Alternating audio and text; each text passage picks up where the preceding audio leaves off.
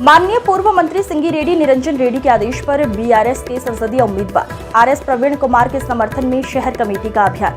संसद चुनाव में स्थानीय उम्मीदवार शिक्षित और सार्वजनिक सेवा के लिए समर्पित आरएस प्रवीण कुमार को कार चुनाव चिन्ह के लिए वोट देने के लिए शहर पार्टी अध्यक्ष पी रमेश गौड़ के नेतृत्व में एक अभियान शुरू किया गया था।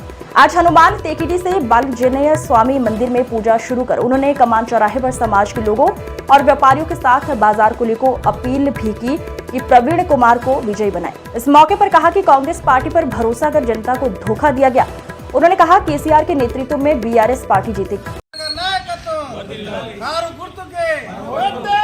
పార్లమెంట్ ఎన్నికల సందర్భంగా వనపర్తి జిల్లా కేంద్రంలో ఈరోజు వనపర్తి పట్టణం హనుమాన్ टेकड़ीలో గౌరవ టీఆర్ఎస్ పార్టీ అధ్యక్షులు రమేష్ గౌడ్ గారి ఆధ్వర్యంలో ఇవాళ హనుమాన్ टेकड़ीలో ప్రచారం మొదటి రోజు సందర్భంగా బాల హనుమాన్ గుడిలో పూజలు చేసి ఆర్ఎస్ ప్రవీణ్ గారు గెలుపుకు నాంది పలకాలని చెప్పి ఈరోజు హనుమాన్ टेकड़ी నుంచి ఈ ఎన్నికల ప్రచారం ప్రారంభించడం జరిగింది।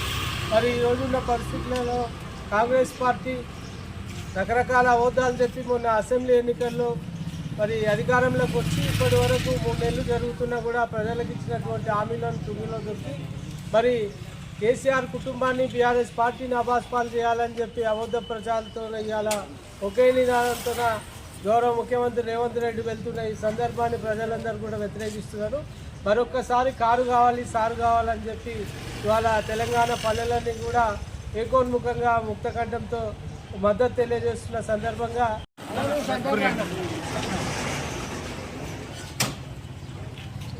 ఈరోజు భారత పార్లమెంటు ఎన్నికల సందర్భంగా నాగర్ కర్నూలు నియోజకవర్గ భారత రాష్ట్ర సమితి అభ్యర్థి ఆర్ఎస్ ప్రవీణ్ కుమార్కి ప్రచారంలో భాగంగా వనపర్తి పట్టణ శాఖ అధ్యక్షుడు రమేష్ గౌడ్ గారి ఆధ్వర్యంలో ప్రచారము మొదటి రోజు బాలాంజనేయ స్వామి హనుమాన్ टेकड़ी గుడిలో పూజలు నిర్వహించి ప్రచారం ప్రారంభం చేశాం।